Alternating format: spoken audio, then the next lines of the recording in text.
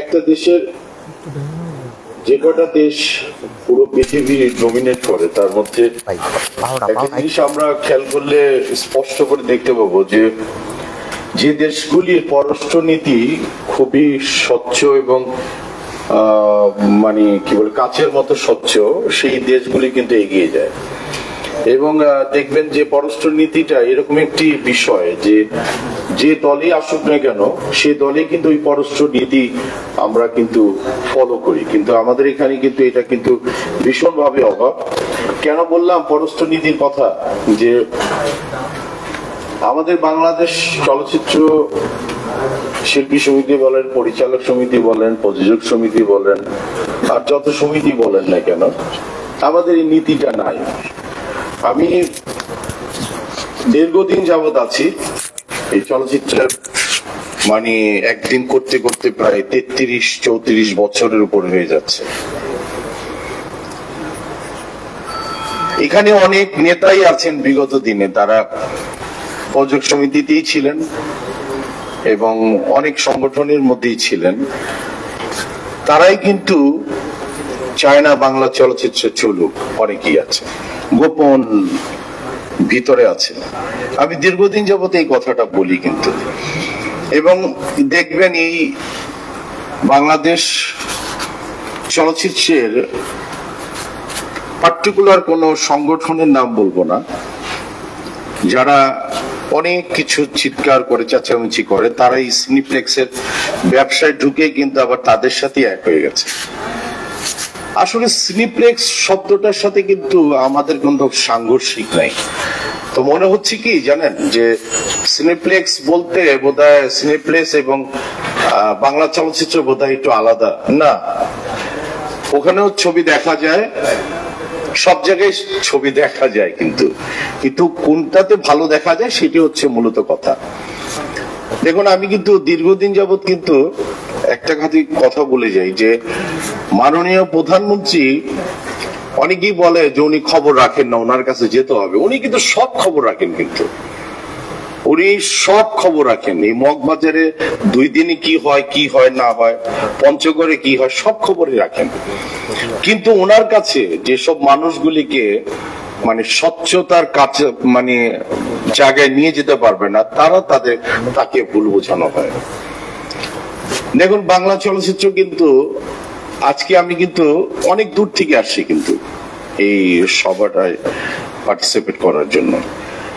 ইকবাল অনস্বীকার্য, আমার চলচ্চিত্র জীবনে যতগুলি মানে প্রেমিক পুরুষ বলবো এবং প্রেমিক প্রযোজক বলবো, পরিচালক বলবো, এবং আছে না কিছু মানে আমরাও আছি চলচ্চিত্রে, কিন্তু একটা জসিম ভাই, একটা মান্না ভাই, মানে পার্টিকুলার এরকম একটা ইকবাল আমি দেখেছি।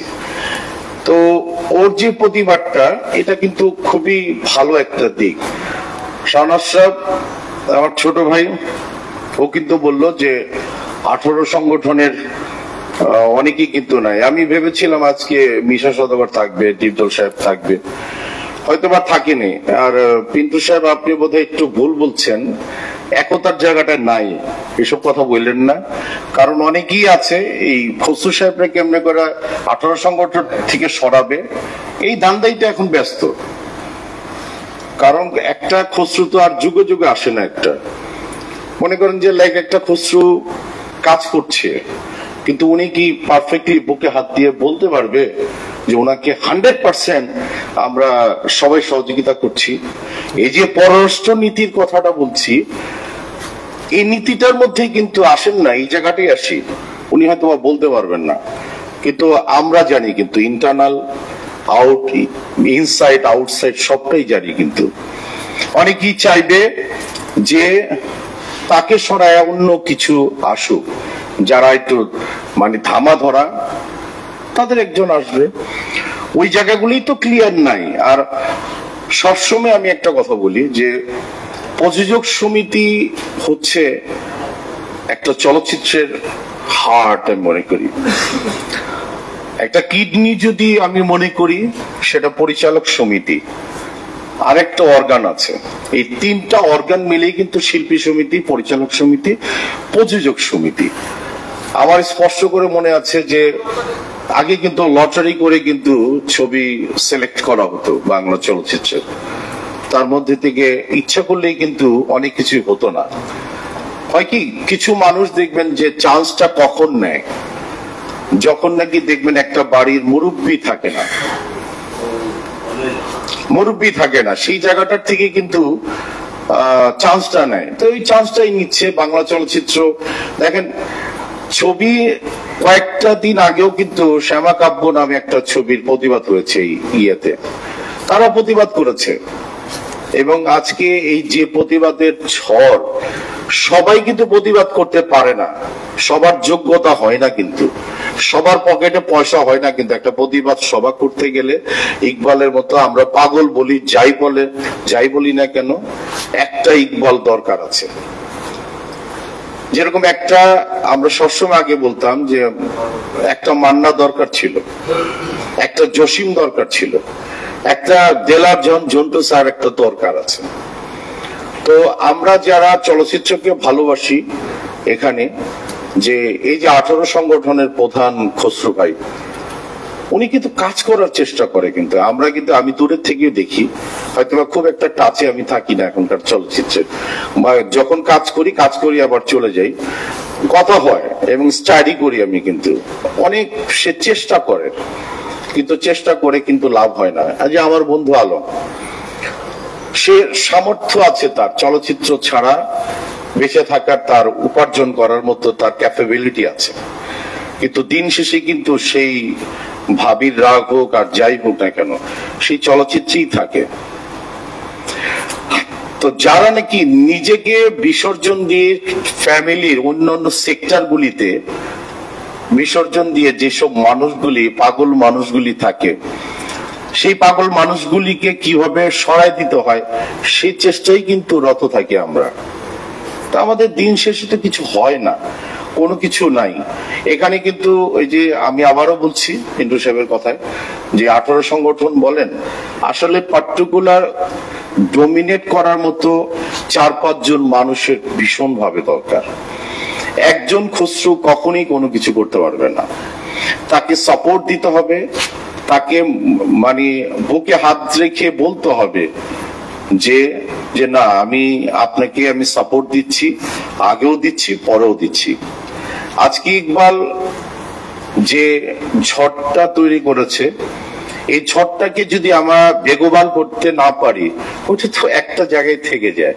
আপনার একটা ফ্লো, একটা বাতাসের গতি কত দূর, বাতাসের গতিটার আমাদের কাজটা কি?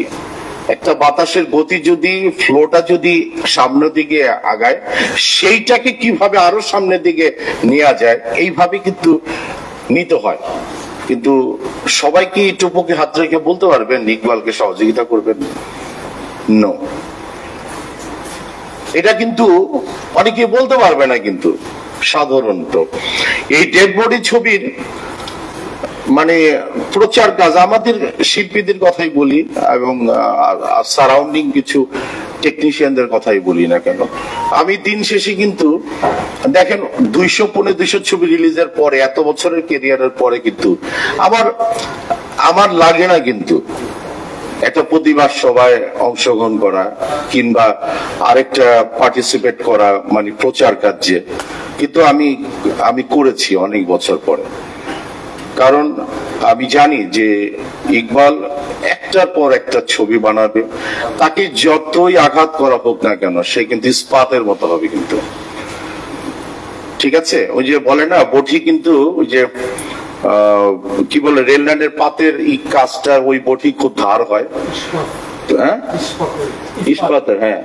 তো ওই সব কিন্তু ওই যে মানে কাঁচা লোহা দিয়ে কিন্তু বটি তৈরি হয় না। তো আমরা সেটাই অপেক্ষা করব, কারণ এই সিনেপ্লেক্সের কিছু নামধারী মানুষ যারা চাচ্ছে না যে এই চলচ্চিত্রের এই দুর্যোগ টাইমে যে ধ্বংস করে দেয়া, সেই মানুষকে চিহ্নিত করতে হবে এবং তাদের মুখোশ উন্মোচন করে দিতে হবে। ডাইরেক্ট বলতে হবে, বেটা তুই আসুস, তুই এটার সাথে জড়িত, তুই এটার সাথে জড়িত, তুই এটার সাথে জড়িত, না হলে কিন্তু কখনোই কিন্তু হবে না। আমাদের অনেক কিছুই প্রবলেম হয়, আমরা কিন্তু এড়ায় চলে যাই, কাব্যিক ভাবে নাম বলি না, অমুক বলি না, তমুক বলি না, কিন্তু এটাকে প্রতিবাদ করতে হবে। কিন্তু এই যে একটা যে ষড়যন্ত্রের কথাটা বলা হচ্ছে, প্রতিটা ছবি একটু বলেন তো। আমার ভাগ্নে আমাকে বললো যে মামা ডেড বডিটা দেখবো, অনেকদিন পর একটা ছবি আপনার মুক্তি পেয়েছে, একটু বলেন তো সিনেপ্লেক্সে কয়টা শো, কি বিষয়। আমরা তো নিজেই জানি না। এটা খুবই একটা মানে পরিতাপের বিষয় যে তারা আমাদেরকে সই দেয় না। পার্টিকুলার আপনারা মনে করেন না সিনেপ্লেক্সের কিন্তু কোনো দোষ নেই, মুষ্টিমেয় কিছু মানুষের দোষ। সেই মুষ্টিমেয় মানুষরা কিন্তু ওখানে কিন্তু ডমিনেট করছে। সেই মানুষগুলির চেহারাটা একদম পরিষ্কার করে দেন, দেখবেন যে সব ক্লিয়ার, সবচেয়ে কাছের মতো হবে। এবং আমাদের তথ্য মন্ত্রণালয় যে দায়িত্বে আছেন, যারা আছেন, তাদেরকে প্রচন্ড রকমের স্টাডি করতে হবে আমাদের চলচ্চিত্র নিয়ে, যে কিভাবে আগানো যায়। আমরা যদি মনে করি যে মাননীয় প্রধানমন্ত্রী যদি প্রতিটা এমপি কে, আমরা 300 এমপির একটা সিট আমরা এই বাংলাদেশ টেকনাফ থেকে তেতুলিয়া পর্যন্ত কাজ করি, একজন এমপি কে বলে দেখ না যে তোমার এখানে একটা করে সিনেপ্লেক্স হবে। 300টা সিনেপ্লেক্স আমি সময় দিলাম 5 মাস। এই 5 মান্থের মধ্যে তোমরা প্রতিটা এমপি সব জায়গায় একটা করে সিনেপ্লেক্স হবে। এটা তো দিচ্ছে না, এটা তো দিচ্ছে না। কাদের কাছে টাকা দিচ্ছে, কি হচ্ছে না হচ্ছে আমরা কোনো কিছুই জানি না। তো দিন শেষে কিন্তু ওই একটা কথাই বলবো আমি, যে দেখেন একটা পরিবারের ফাদার না থাকলে না কিছু হয় না। প্রযোজক সমিতির এরকম একটি জায়গায় আমরা কিন্তু থরথর করে কাঁপতাম। আমরা যখন প্রথম দিকে আসতাম থরথর করে কাঁপতাম। একজন কি বলে স্টিল অ্যাসোসিয়েশনের প্রেসিডেন্টকে মানে বসতাম না, একজন এডিটার্স গিল্ডের প্রধানের সামনে বসতাম না। কিন্তু এখন এই জিনিসটা নাই। তো আজকে আমরা এটুকু বলতে পারি, ইকবাল তোমার কথা যারাই তোমাকে বলে না কেন তুমি পাগল, আসলে তুমি কারেক্ট আছো। তোমার জন্য আমার প্রচন্ড রকমের ভালোবাসা, ব্লেসিং। কেউ তোমাকে সহযোগিতা করুক আর না করুক শিল্পী হিসাবে, আমি ওয়াদা করছি যে অবধি আমি এই মাটির পৃথিবীতে বেঁচে থাকবো সেই পর্যন্ত তোমার সাথে আমি আছি এবং কাজ করব। তুমি আমাকে ছবিতে নিলেই যে তোমার কাজ করব, ইট ইজ নট। তোমার সাথে আমি সবসময় থাকবো। তোমার সাথে যেদিন থেকে তুমি ফিল করবা যে তোমার সাথে আমার মনে হবে যে তোমার ছবিতে কাজ করা মানি যে আমাকে তুমি ফিরে পাবা, সেদিন থেকে তুমি আমাকে নিবা না।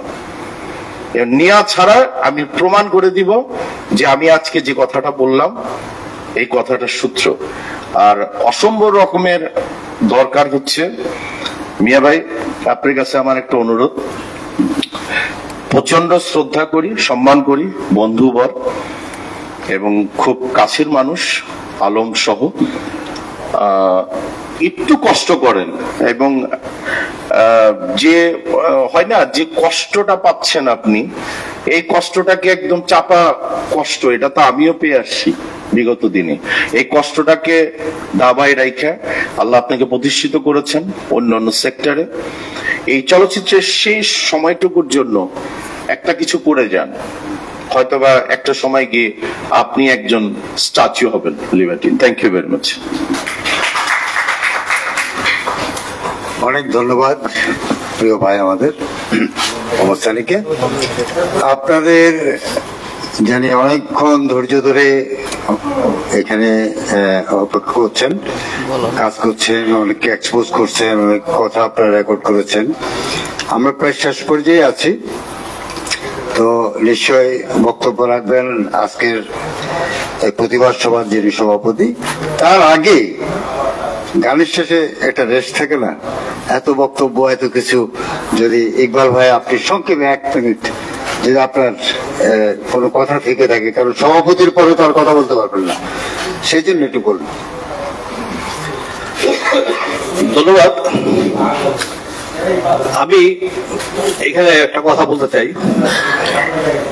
আমাদের 19 সংগঠনের সভাপতি আমাদের খসরু ভাই, এখানে হায়াত ভাই ছিলেন, জন্টু ভাই আছেন, আলম ভাই আছেন 19 সংগঠনে, অনেকেই এখানে 19 সংগঠনে আছেন, আমি নিজেও আছি 19 সংগঠনে, আমাদের জিডি ভাই উনিও আছে 19 সংগঠনের, ঠিক আছে, মোটামুটি 19 সংগঠনের অনেক নেতা এখানে আছেন। খসরু ভাই, আমরা আমাদের শরীরের এক ফোঁটা রক্ত থাকতে আপনার কোনো কিছু হোক আমরা জীবনও যাবো না। আপনি আমাদেরকে চিন্তা ভুলই করবেন না কোনোদিন। আমরা ইকবাল যারা বুক দেই তারা কখনো কোনোদিন পিঠ দেয় না।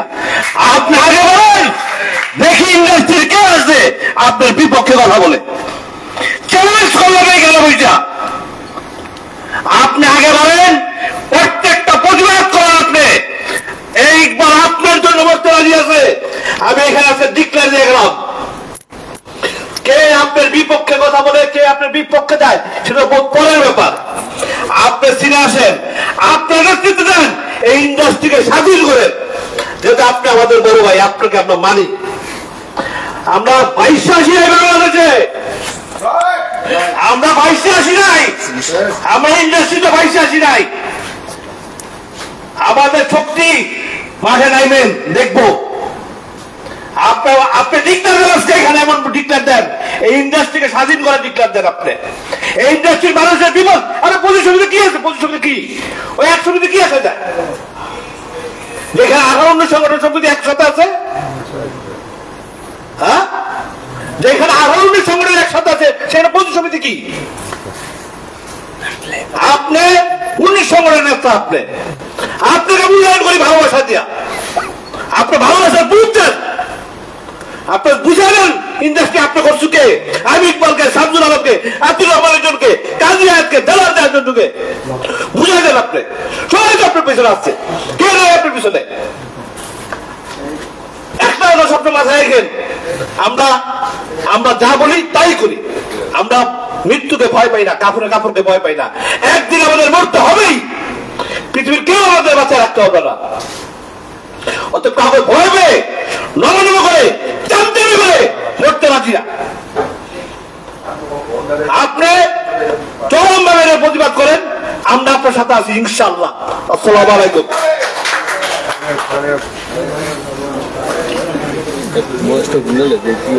জ্বালাময় বক্তৃতা শুনলাম, যা সত্য, সত্যের সপক্ষে যা বলি আমি প্রায়, আমরা সবসময় সত্যের সপক্ষে থাকি এবং সত্যের সপক্ষে এক বিন্দু লড়েন না যে মানুষটি, তিনি ইকবাল হোসেন জয়। অনেক সময় আমরাও অবাক হয়ে যাই, এই মানুষটার এত স্পিড কোত্থেকে পান তিনি। অনেক ধন্যবাদ, অনেক কৃতজ্ঞতা আপনার কাছে। আপনি ঐক্যের আহ্বান জানিয়েছেন, ইনশাআল্লাহ আমরা ঐক্যবদ্ধ থাকবো খসরুর নেতৃত্বে। এই পর্যায়ে এখন যার বক্তব্যের জন্য আপনারা অপেক্ষা করছিলেন, আমাদের প্রাণপ্রিয় নেতা, চলচ্চিত্র সমন্বয় পরিষদের সম্মানিত আহ্বায়ক জনাব খোরশেদ আলম খসরু এখন আপনাদের সম্মুখে বক্তব্য রাখবেন।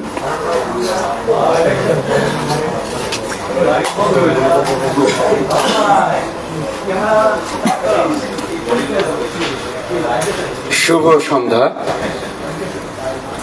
মঞ্চে উপবিষ্ট চলচ্চিত্রের সবচেয়ে প্রবীণ পরিচালক, প্রযোজক, কাহিনীকার, সাবেক পরিচালক সমিতির সভাপতি, জাতির শ্রেষ্ঠ সন্তান, বীর মুক্তিযোদ্ধা দেলোয়ার জাহান ঝন্টু, মঞ্চে উপবিষ্ট বাংলাদেশ চলচ্চিত্র প্রযোজক পরিবেশক সমিতির সাবেক সাধারণ সম্পাদক এবং ফিল্ম ক্লাবের প্রেসিডেন্ট শামসুল আলম, উপস্থিত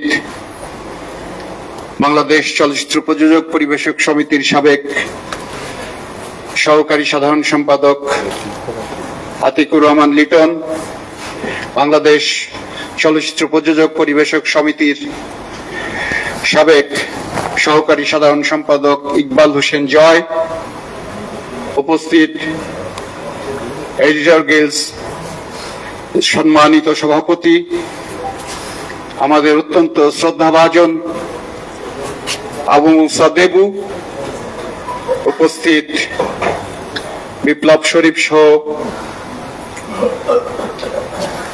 electronics media, print media, YouTube মিডিয়ার ভাই এবং আগত ভাইরা, সবাইকেই সংগ্রামী শুভেচ্ছা। আজকে যে অভিযোগ এসেছে, এই অভিযোগ পূর্ববর্তী বক্তারা বলে গিয়েছেন যে এই অভিযোগ আজকের না, শুধুমাত্র ইকবাল এই অভিযোগ প্রতিরোধ করেছে, দাঁড়িয়েছে, অভিযোগ করেছে, যার জন্য আমরা সম্মিলিত হয়েছি। কিন্তু এই অভিযোগ দীর্ঘদিনের। প্রথম হচ্ছে যে সিনেপ্লেক্স, এই সিনেপ্লেক্সের নীতিমালাটা কি? সিনেমা হলের নীতিমালা। এই সিনেপ্লেক্স যখন লাইসেন্স প্রাপ্ত হয় সিনেমা হল হিসাবে, সেই জায়গাতে যে নীতিমালা আছে সেখানে স্পষ্ট বলা আছে 15% বিদেশি ছবি চলবে, 85% আমাদের দেশীয় চলচ্চিত্র চলবে। আমি ধারাবাহিকভাবে বলছি যে এই জায়গাটায় প্রথমেই হচ্ছে যে এই জায়গাটায় একটা অসঙ্গতি, এই জায়গাটায় ঠিক উল্টাটা হয়েছে নীতিমালা। উল্টাটা হচ্ছে 85% বিদেশি ছবি চলে, 15% আমাদের দেশীয় ছবি তারা চালায় না। এরপরে আসেন, সমস্ত প্রযোজকরা আমাদেরকে ফোন করে, সিনেপ্লেক্স, ব্লকবাস্টার, বিভিন্ন হলে এই সিনেপ্লেক্সের যারা যারা এই ছবি চালানোর দায়িত্বে আছেন, একই কমপ্লেন, তারা কোন প্রযোজকের ফোন ধরেন না, তারা কোন প্রযোজকের কথা শোনেন না। প্রতিটা প্রযোজকের রিলিজের সময় একটি কথাই শুনতে হয় আমাদের, এবং এটা একটা, আমি বলবো যে যে জায়গাটাতে সিনেমা হলের মালিক, যে জায়গাটাতে বুকিং এজেন্ট এসে আমাদের ডিস্ট্রিবিউশন আমাদের অফিসে এসে ছবি করে নিয়ে যায়, আর সেই জায়গাটায় সিনেপ্লেক্সে আমাদের প্রডিউসাররা ঘুরে ফোন পর্যন্ত ধরা হয় না তার ছবি চালানোর জন্য, যোগাযোগের জন্য। এই জায়গাটাও আর একটা অসঙ্গতি দেখেন, এই জায়গাটাও কতটা অপমানজনক। একজন প্রযোজক সিনেমা নির্মাণ করে সেই সিনেমা চালানোর জন্য যে ফোন করছে, সেই ফোন পর্যন্ত রিসিভ করা হয় না। আমাদের কাছে সবসময় এই কমপ্লেন আসছে। এরপরে আসেন ধারাবাহিকভাবে, এরপরে যখন কোন প্রযোজকের সাথে ব্যাটে বলে হলো তো শো দিল, প্রথম কথা হচ্ছে যে এই শো কখন চলছে, কখন দিচ্ছে, কয়টা শো দিয়েছে, তারও কোনো ডিক্লারেশন থাকে না। এবং জিজ্ঞেস করা হলে বলে তারা ওয়েবসাইটে দিয়েছে। কয়জন লোক, কয়জন শ্রোতা আমাদের দেশের যারা ওয়েবসাইটে ঢুকে এই সিনেমার শো কখন চলছে, কোন হলে চলছে, সেটা বের করে সিনেমা দেখতে যাবে? বলেন আপনাদের কাছে প্রশ্ন। কোথাও দেয় না, কোথাও টানায় না। আমাদের যখন অন্যান্য সিনেমা, আমাদের সিনেপ্লেক্স বাদ দিয়ে যারা সিঙ্গেল প্লেক্স, যেগুলো আমাদের সিঙ্গেল স্ক্রিন যে হলগুলো, তারা বড় বড় তারা পাবলিসিটি করে এবং কোথায় কোথায় চলছে তারা নিজেরাই কিন্তু তাদের পাবলিসিটি করে, এটাও একটা অসঙ্গতি। তারপরে আসেন বাংলা সিনেমা, দেশীয় সিনেমা কখন শো দেয়? বিশেষ করে আমি বলি যে হলিডেতে, ছুটির দিনে সমস্ত দর্শক যারা সারাদিন সারা সপ্তাহ কর্মব্যস্ততা থাকার পর ছুটির দিন একটু আরামায়েশ করে ঘুমায়, দেখা গেল যে আমাদের ছবি মর্নিং শোতে দিয়ে রাখছে আর নাইট শো। এর মাঝে আর কোনো আমাদের বাংলা সিনেমার শো নেই। এখানেও দেখেন কত বড় অসঙ্গতি, কত বড় পলিটিক্স। এর কারণ হচ্ছে একটাই, যে আমাদের দেশীয় সিনেমাকে ধ্বংস করে দেওয়া, আমাদের দেশীয় সিনেমাকে কিভাবে নিশ্চিহ্ন করে দেওয়া যাবে এইটার একটা সুপরিকল্পিত প্ল্যান এই সিনেপ্লেক্সে হচ্ছে। এটার আমরা প্রতিবাদ জানাই।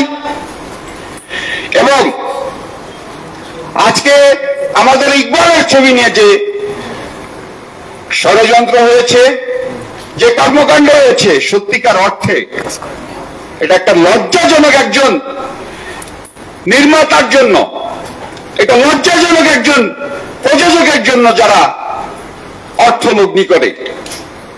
আপনারা 500 টাকার হলে 500 টাকার টিকিটে আপনারা সিনেমার একটা শো দিয়েছেন। আমরা এই টাকাতে আসছি, আপনার শেয়ার মূল্য, আমরা একটা ছবি চললে শেয়ার মূল্য আমরা 350 টাকা, 400 টাকা, 450 টাকা টিকিট বিক্রি করছেন, আমরা শেয়ার মূল্য পাচ্ছি 60 টাকা, 62 টাকা, 55 টাকা আমরা পাচ্ছি। প্রবেশ মূল্যের 50% প্রথম উইক, তারপরে 40%, 30% এইভাবে উইক বেঁধে। কিন্তু আপনার যেদিন হলটা সৃষ্টি হয়েছে সেদিন আপনারা এসি লাগিয়েছেন, এবং সেদিন থেকে যে এসি চার্জ আপনারা নিচ্ছেন আজ অবধি সেই এসির চার্জই আমরা দিয়ে যাচ্ছি। এসির charge, cleaning charge, maintenance charge. তাহলে ভাই আপনার তাহলে কি আছে? আমি কোটি কোটি টাকা ব্যয় করে সিনেমা বানালাম, নির্মাণ করলাম, আপনি এসি চার্জ নিয়ে যাবেন, আপনি ক্লিনিং চার্জ নিয়ে যাবেন, আপনি হচ্ছে যে এই হচ্ছে আমাদের পরিষ্কার পরিচ্ছন্নতার চার্জ নিয়ে যাবেন। তাইলে ভাই আপনার কাজটা কি? তাইলে আপনার ইনভেস্টটা কি? তারপরে আপনি 50% হচ্ছে আমার শেয়ার মানি নিয়ে যাবেন। তাইলে আপনার ইনভেস্টটা কোথায়? ইনভেস্টটা এককভাবে তাহলে আমার।